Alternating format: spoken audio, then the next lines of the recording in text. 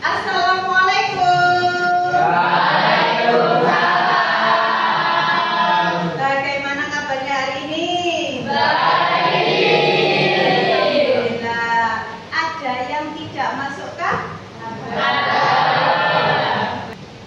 Ada teman kalian yang tidak masuk, satu sakit ya? Kita doakan semoga yang sakit segera diberi kesembuhan.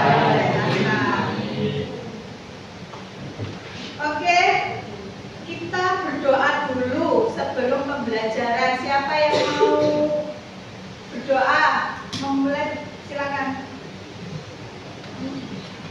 Baik teman-teman, sebelum kita mulai pelajaran kita kali ini, mari kita berdoa menurut kepercayaan masing-masing. Berdoa dimulai.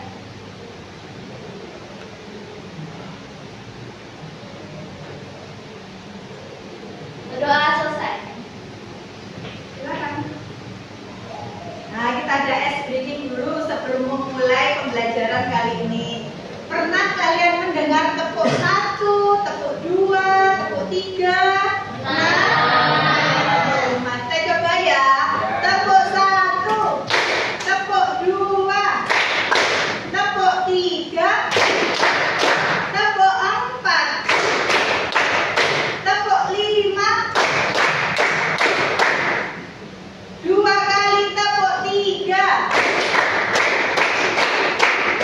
2 kali tepuk 2. Terakhir, 2 kali tepuk 5.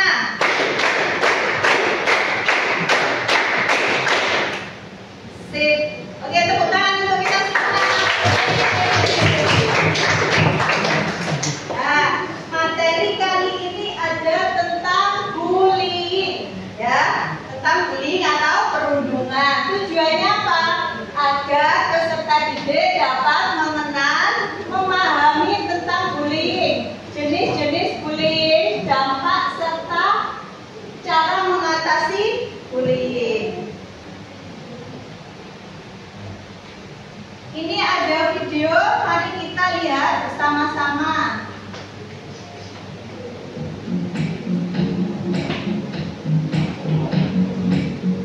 Apa itu bullying?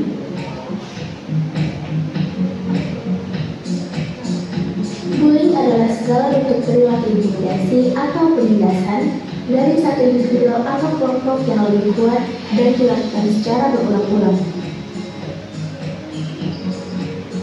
Macam-macam bullying. 1. Verbal, dapat berupa celaan, hinaan, fitnah, ataupun gosip. 2. Tindakan fisik, seperti memukul, menendang, mendorong, dan menjerat.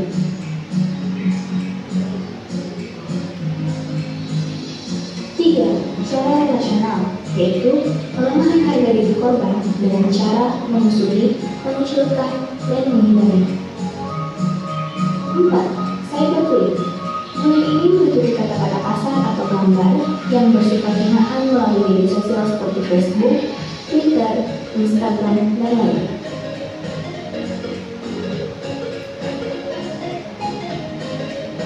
Faktor-faktor penyebab terjadinya bullying.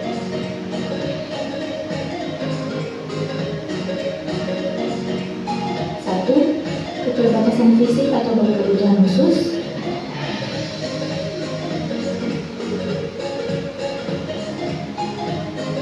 2.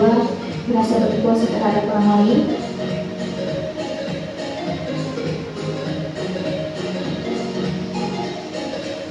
3. Geng remaja dan senioritas di sekolah.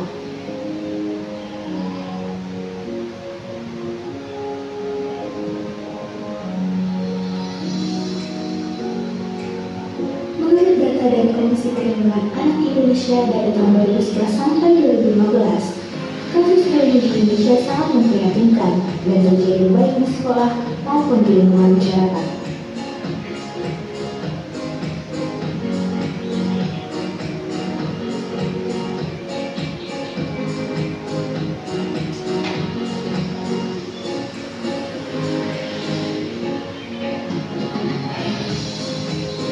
Tahukah kamu, menurut data Uniport 2017 bahwa 90% seseorang yang mengalami bullying memilih untuk tidak melaporkan. Dampak bullying bagi korban: merasa cemas, depresi, susah tidur, ingin balas dendam,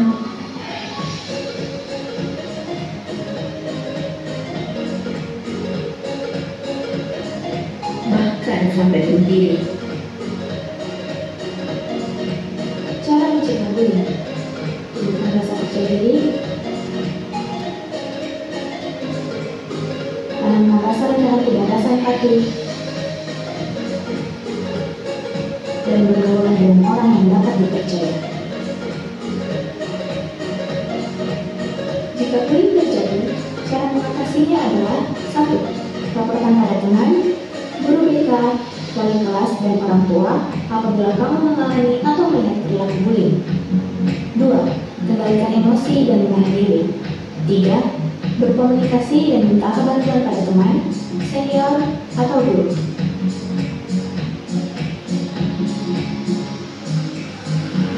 Bullying tidak baik. Ayo lawan bersama tindakan bullying. Jangan hanya tonton, tapi tolong.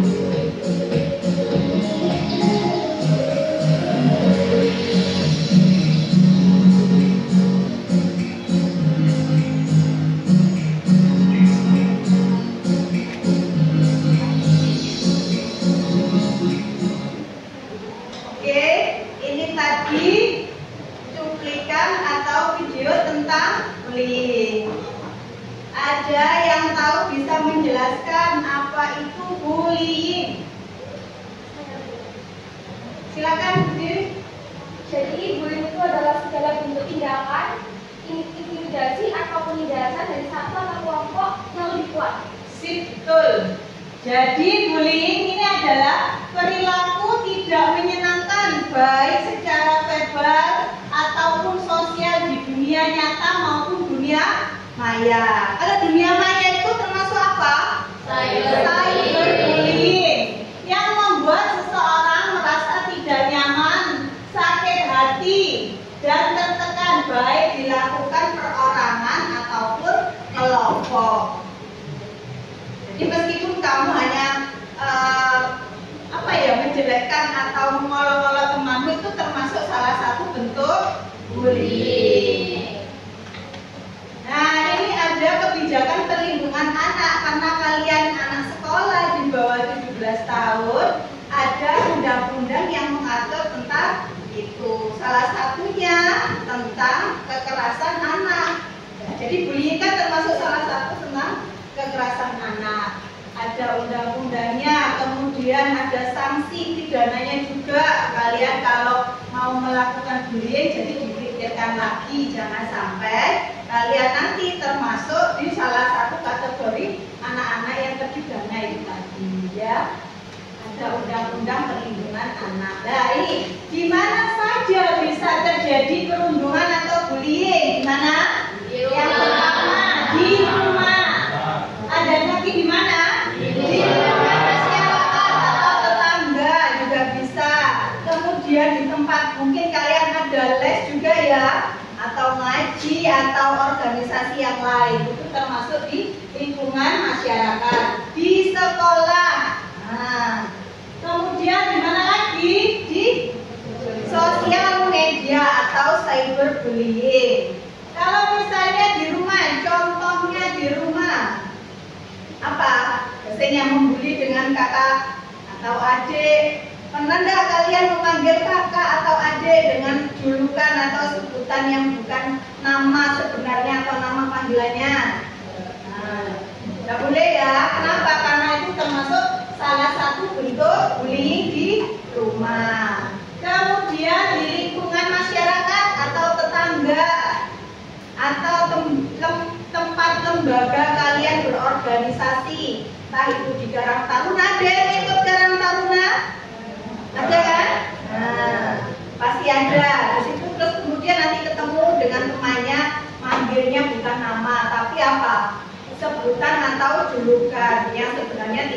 diperbolehkan, ya. Ada lagi, ini yang sering terjadi atau rawan di sekolah. Seperti yang kalian sekarang, pernah kalian memanggil teman dengan sebutan atau julukan yang bukan nama sebenarnya? Pernah kan enggak? Nah, yang tidak boleh adalah memanggil julukan. Kenapa? Karena memanggil julukan atau isi gendut, isi kurus, itu termasuk salah satu bentuk bullying. Terakhir ada di sosial media, cyberbullying. Bentuknya seperti apa? Hujatan, apalagi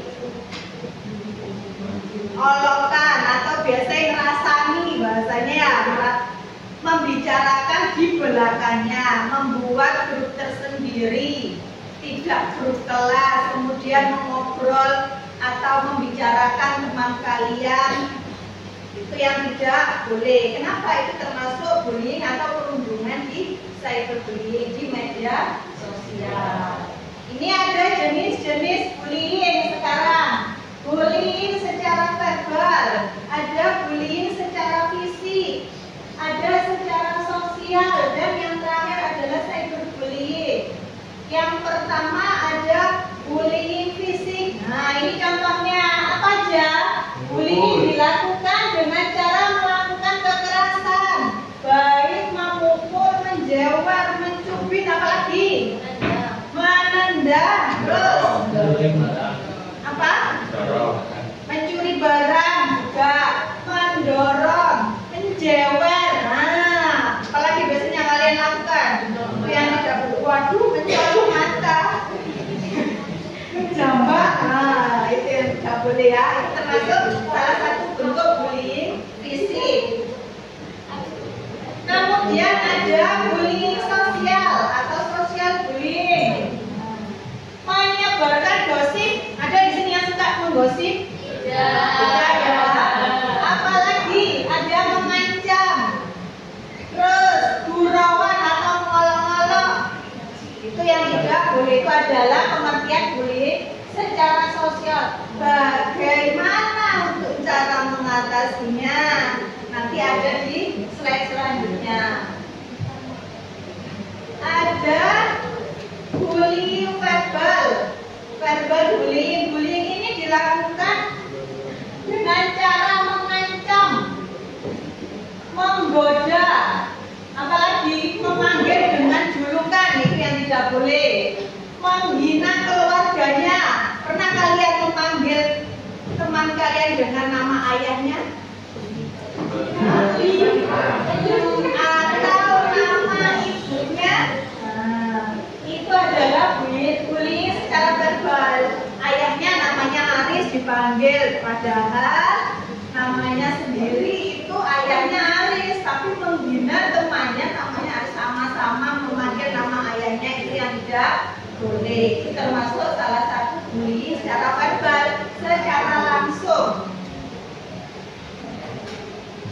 bullying cyberbullying. Apa aja?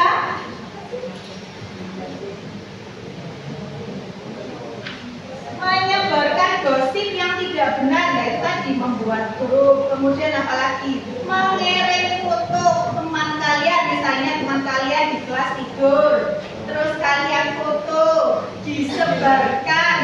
Nah, itu termasuk salah satu bentuk bullying atau perundungan di media sosial. Kalau ada temannya yang tidur di kelas, ya dikasih tahu jangan difoto kemudian disebarkan. Kenapa? Karena ya tadi termasuk salah satu perundungan.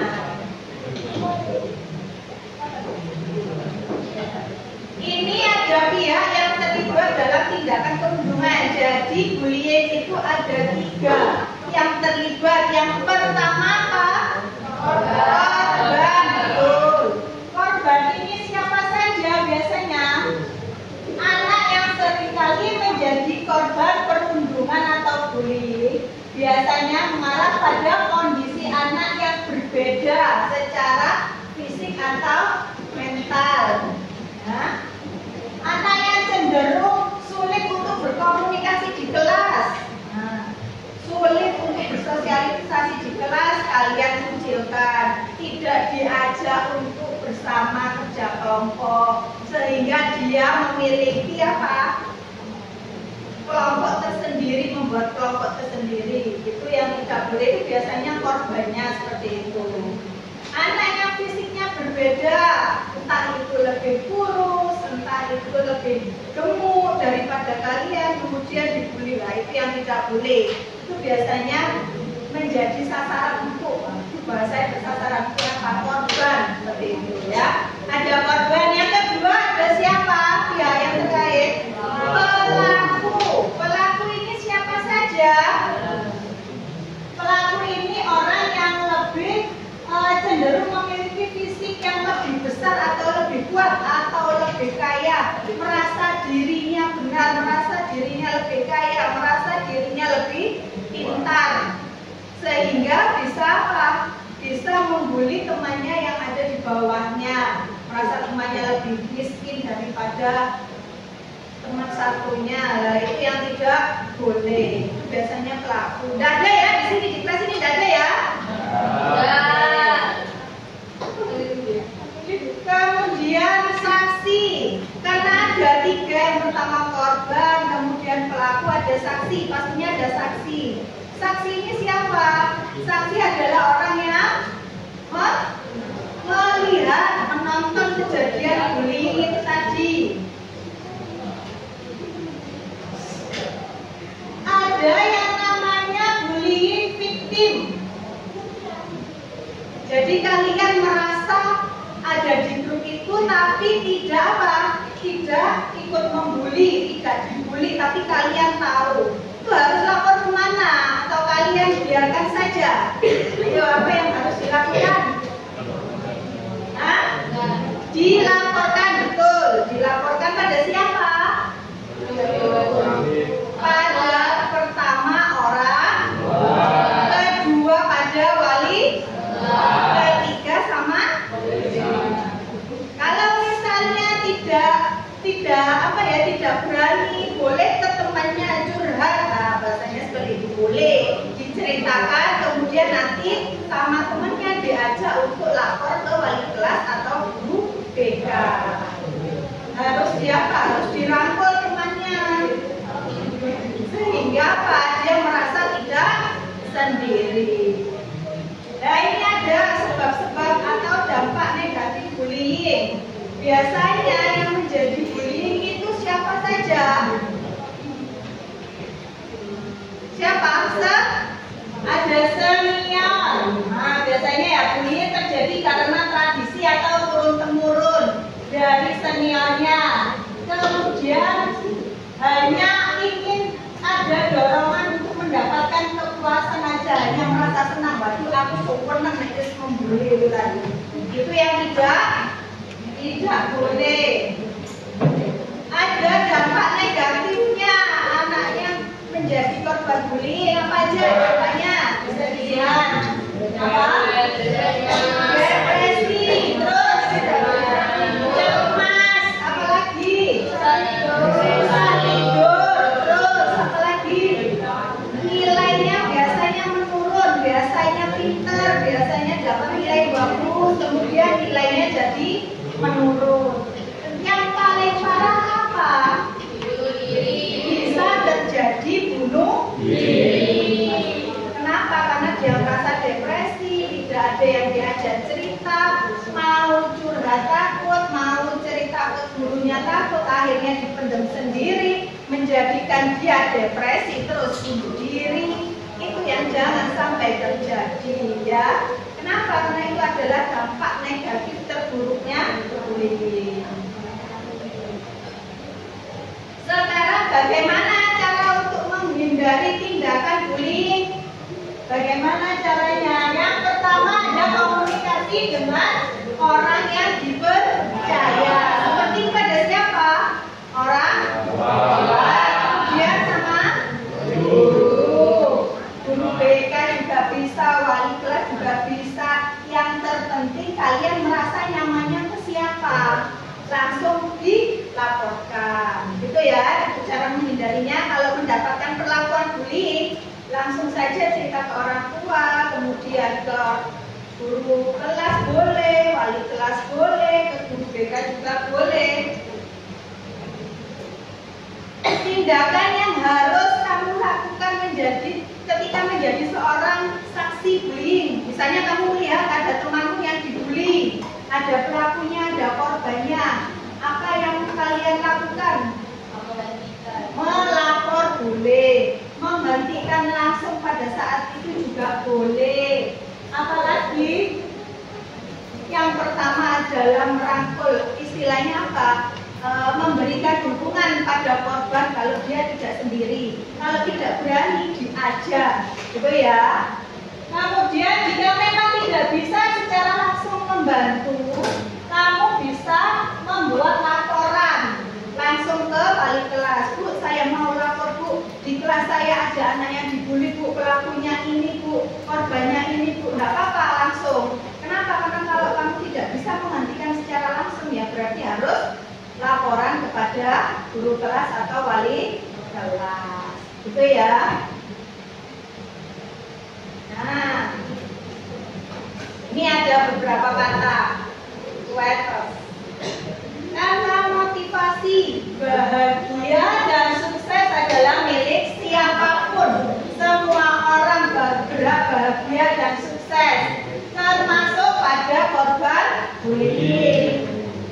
Memang tidak mudah mengalami pahit menjadi korban bullying, tidak mudah. Tapi mau sampai kapan kamu seperti itu? Nggak boleh, harus terpuruk. Lawan, semangat, kemudian kuatkan tekad untuk maju, membahagiakan orang-orang yang menyayangimu. Jangan berkecil hati. Buktikan kalau kamu bisa lebih daripada mereka. Jadi kalau kamu misalnya menjadi korbannya, langsung laporan dan harus langsung membuka diri lagi. Oh ya, aku bisa lebih baik daripada kamu. Kalau kamu menjadi saksi, harus dilaporkan. Menjadi saksi ya, harus membuat laporan. Kalau menjadi pelaku, ayo, jangan sampai ya. Kenapa? Karena kalian sama. Kalau dalam satu kelas berarti sama-sama saudara. Ada yang mau ditanyakan tentang bullying? Ada yang mau ditanyakan? Boleh, silakan. Bagaimana cara korban bullying pulih dari traumanya? Bagus. Bagaimana cara korban bullying pulih dari traumanya? Ada yang bisa menjawab? Bagaimana caranya? Betul. Ke psikolog. Ada lagi? Terapi juga boleh. Kalau misalnya sudah lama ya merasa bahwa aku nggak bisa ini sendirian, aku nggak bisa ini membenahi diriku sendiri, temanku juga nggak bisa, berarti harus lari kemana? Ke psikiater, ke psikolog. Mana lagi? Ya boleh ke puskesmas, kemudian biasanya nanti dilarikan ke psikolog atau psikiater. Jadi urutannya seperti apa kalau kalian menjadi korban bullying? Yang pertama lapor orang tua. Kemudian yang kedua lapor guru. Nanti kalau kalian dirasa saya tidak bisa ini, saya harus disembuhkan ini, harus ada obat, cerita ke orang tua. Nanti orang tua akan mengarahkan kalian. Oh ya, berarti anak ini harus ke psikolog, anak ini harus ke psikiater. Tapi kalau sudah berlebihan boleh lapor ke pihak yang berwajib, tapi harus didampingi dengan orang tua. Kalau sudah melakukan kekerasan, mencuri, kemudian apalagi tadi, jondol, apalagi tadi. Pokoknya kalau sudah berlebihan, kemudian dirasa kamu sangat mengganggu, boleh lapor ke pihak yang berwajib, asalkan didampingi dengan orang tua atau guru. Ada lagi yang mau ditanyakan? Sudah paham? Nah, ini ada lembar, kalian membuat poster sebisanya kalian, oke? Nah, oke, sudah diberikan ya? Silakan dikerjakan sebisanya.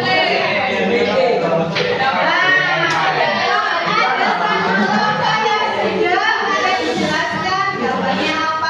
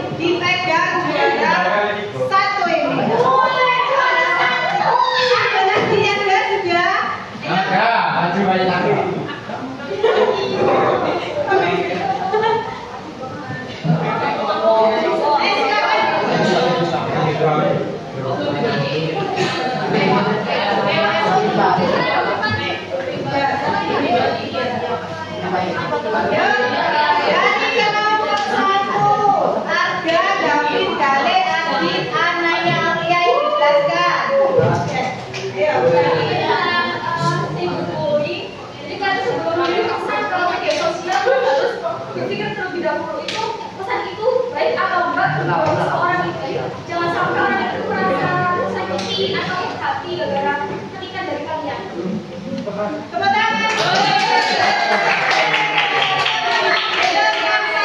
Bullying sekali lagi menghina di sosial media. Silakan kembali. Ayo nomor 2. Boleh silakan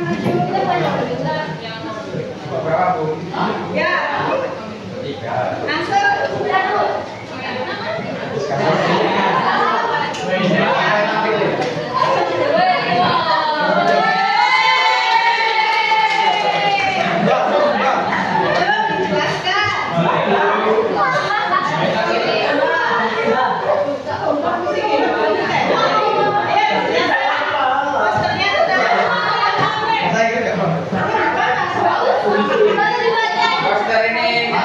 Menjelaskan tentang seseorang yang depresi. Sesuai judul, hargai perdebatan, hentikan perundungan.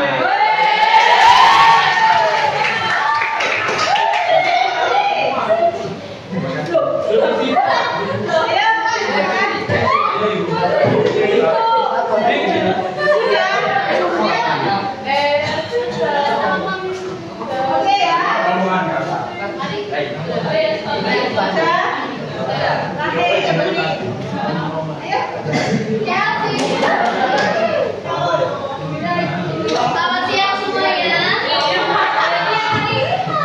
Jadi ini adalah stop bullying.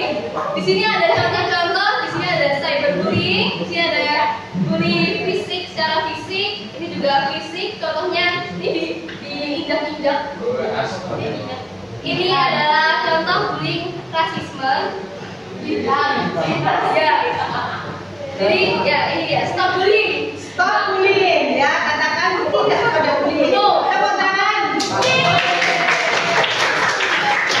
terima kasih karena sudah semuanya. Sudah, ayo. Ayo, silakan segera.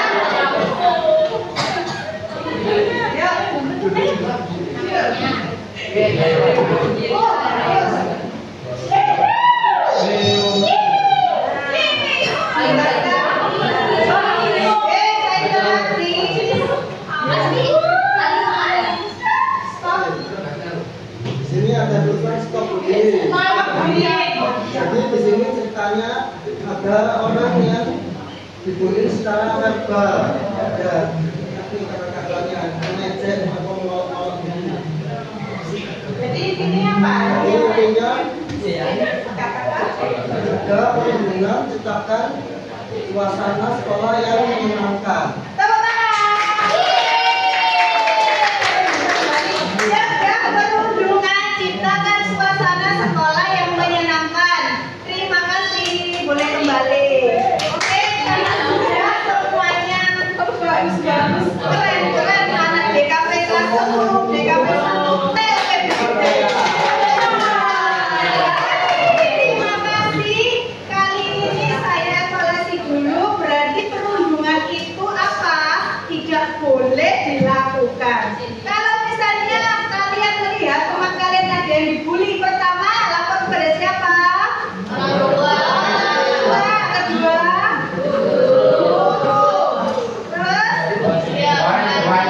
berwajib boleh. Terima kasih atas partisipasinya. Semoga